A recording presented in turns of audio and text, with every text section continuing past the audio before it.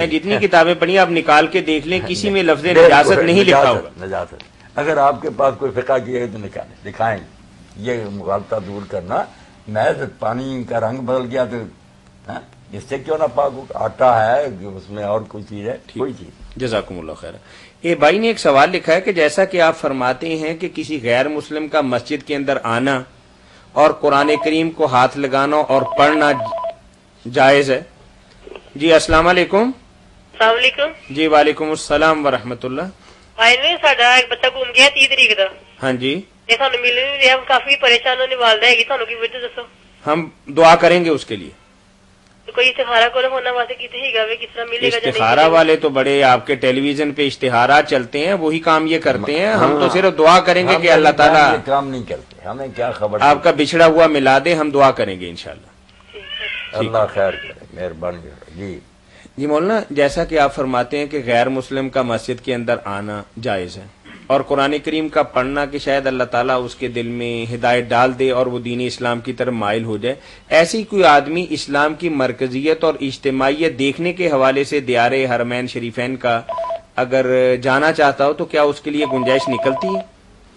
बिल्कुल निकलती। जी अस्सलाम वालेकुम। जी जी जनाब, मैं राना मोहम्मद सजावल बोल रहा हूँ। जी भाई फरमाइए। सर मैंने एक बात पूछनी थी। जी फरमाइए भाई फरमाइए। मुझे जो है सर थोड़ी थोड़ी वक्फे के बाद पेशाब की शिकायत है। ठीक है। और अक्सर होकर नमाज के लिए मैं वजू करता हूँ तो फिर मुझे महसूस होता है कि मेरा पेशाब का कचरा निकल गया। ठीक है ठीक है। तो उस सूरत में क्या नमाज पढ़ी जा सकती है? हाँ मेरे भाई, इसी हालत में आप नमाज पढ़ते रहा करें, पेशाब को चलने दे, अल्लाह ताला शिफा दे, कोई बात नहीं। एक मरतबा वजू कर लिया करें, बेशक वजू के दौरान भी पेशाब चलता रहे, कोई नहीं। हाथ मुंह मसा वगैरह सारा तरीका पूरा कर लें, उससे नमाज पढ़ें। बेशक आपकी रानों पर बहता रहे, कपड़े सारे पलीद हो जाएं, आपके लिए सब कुछ पाक है, नमाज आपकी दुरुस्त है, फिक्रमंद होने की जरूरत नहीं। यानी मौलाना फरमा रहे हैं कि आप चूंकि आम और तंदुरुस्त आदमी नहीं हैं, नहीं माजूर हो चुके, आप एक खास फर्द हैं और आपके लिए खास अहकामाती हैं। बिल्कुल जायज है, पढ़े। यानी जो मैं सेहतमंद तो हूँ मगर एजेड हूँ थोड़ा।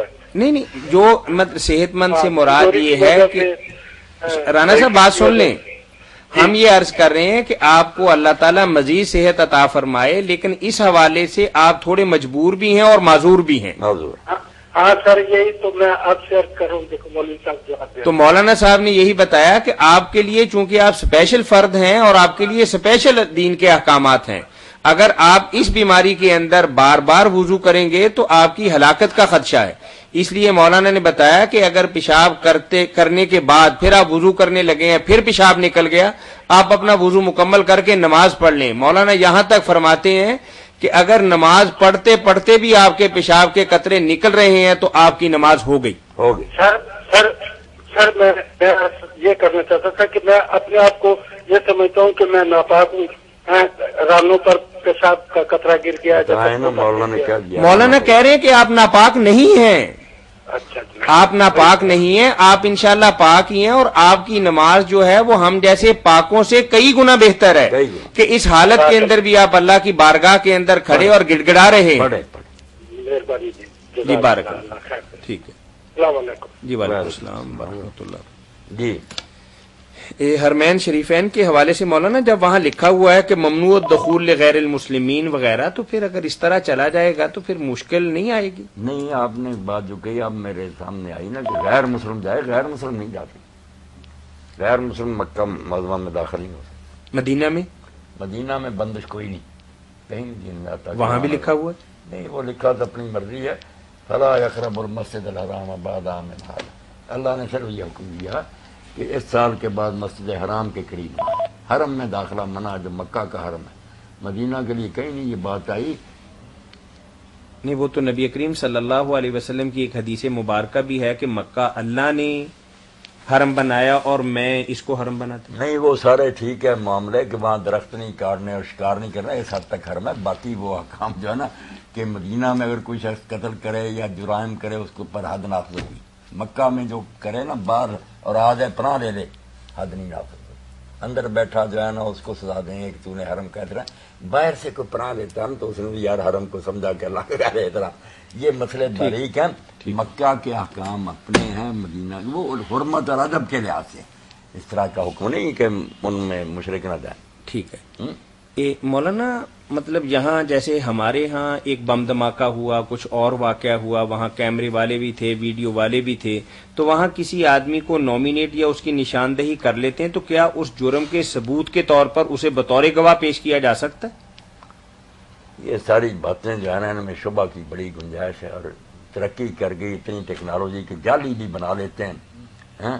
میری تصویر ملکہ الزبتھ کے ساتھ بنانا چاہے تو بنا دیں گے، مولوی صاحب وہاں بیٹھے ہوئے ہیں. تو اس لیے کوئی فائدہ نہیں ان چیزوں کا. عینی گواہ ہونے چاہیے، زندہ انسان دیانتدار ہونے. یہ نکاح جو ہے ٹیلی فون پر اسی لیے قبول نہیں کیا جاتا کہ آواز بھی بالکل کاپی کر لیتے، کوئی پتہ نہیں چلتا کون بول رہا، سب خطرے ہی خطرے. اسی لیے کوئی عدالت نہیں مانتی گھر بیٹھے ٹیلی فون پر گواہی دے دو. یہ ٹیکنالوجی نے فائدے بھی دیے اور خطرے بڑھے. ٹھیک، جزاکم اللہ خیر. مولانا نے خوبصورت جواب دیا میڈیا کے حوالے سے کہ اس طرح کی کسی بات کو بطور گواہ اور دلیل پیش نہیں کیا جا سکتا کہ اس میں 100% تبدیلی کا اور ہیرا پھیری کا اور مکر کا اور فریب کا احتمال ہے، اور اس لیے آئی وٹنس جو ہے وہ کوئی زندہ سلامت انسان ہی اس کے بارے میں گواہی دے سکتا ہے. اب یہ ڈاکٹروں کی رپورٹ ہے اور ساری آپ نے دیکھا ہی نا کہ سامنے قتل ہوتا ہے، وہ کہہ دیتے ہیں اس طرح ہوئی موت، اس طرح جس طرح کی جی چاہے رپورٹیں بنوا لیتے ہیں. کوئی نہیں ان پر اعتبار کرنا. اچھا مولانا، ہمارے بھائی شیخ طارق صاحب خواجہ عبد الرحیم صاحب کے بیٹے اللہ گری کے رحمت کرے، ہمارے بڑے محسن تھے، تو ان کے بیٹے کا ایک سوال یہ ہے کہ آدمی خود دیندار ہے لیکن اس کے بچے اور بچیاں دین کے اس معیار پر نہیں ہیں، لیکن اپنے آپ کو سامنے رکھ کے اپنے بچوں کا کسی دیندار گھرانے کے اندر رشتہ کروانا یا کرنا کیا شرعی اعتبار سے یہ ٹھگی کے زمرے میں تو نہیں آتا؟ السلام علیکم. پوچھیں تو جھوٹ بولے کہ یہ نمازی ہے دیندار. صاحب بتا دیں کہ جی السلام علیکم. جی طاہر بھائی بول رہے ہیں؟ جی بول رہا ہوں بہن، بول رہا ہوں. ابھی آپ نے بتایا تھا کہ جو گھر کے، ہاں گھر کے بارے میں بتایا تھا، گھر کے بارے میں سبھی پڑھ لیں، وہ کیا کون سی؟ جی ٹھیک ہے. یہ سورۃ المومنون ہے جی قرآن کریم کے اندر. مومنون، ٹھیک ہے. پیشاب بہت بولتا ہے جی قرآن کریم کی سورۃ المومنون یہ 23ویں سورہ مبارکہ ہے، اور مولانا نے فرمایا ہے کہ اس کی جو آیت نمبر 29 یعنی سورۃ المومنون اور اس کی آیت نمبر 29 اور تعداد مولانا نے نہیں بتائی. یہ وظیفہ ان بہنوں اور بھائیوں کے لیے ہے کہ جو مکان کے حوالے سے پریشان ہے کہ اللہ تعالیٰ ان کو اپنی چھت دے دیں، تو اس کے حوالے سے مولانا نے وظیفہ فرمایا ہے کہ سورۃ المومنون اور آیت نمبر 29 کا ٹکڑا میں پڑھتا ہوں اور اس کو پڑھ لیجئے، بلکہ پوری آیت مبارکہ ہے، صرف اس کا پہلا لفظ جو ہے وہ نہیں پڑھنا.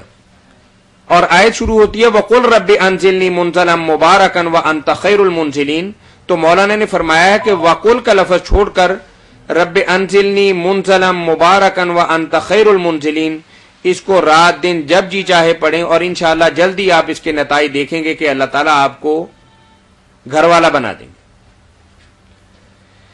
فتاوی آن لائن اسلامی تعلیمات کا پروگرام مرکز الحرمین الاسلامی ستیانہ روڈ فیصل آباد پاکستان سے گلیکسی کیبل نیٹ ورک کے تعاون سے ہر اتوار عصر تا مغرب پیش کیا جاتا ہے. اپنے دینی، معاشی، معاشرتی مسائل کے حل کے لیے قرآن و سنت کی روشنی میں جوابات حاصل کرنے کے لیے ہمیں کال کیجیے. کال کرنے کے لیے ہمارا ٹول فری نمبر ہے 08001117777. اس کے ساتھ ہی پروگرام کے میزبان میاں طاہر کو اور اس پروگرام کے روح رواں مربی اور سرپرست اور آپ کی طرف سے آنے والی فون کالز اور براہ راست پوچھے گئے سوالات کے جوابات مرمت فرمانے والی معروف علمی شخصیت مفتی اعظم پاکستان محترم مولانا محمد اسحاق مدظ اللہ العالی کو اگلے اتوار تک کے لیے اجازت دیجیے. اللہ حافظ.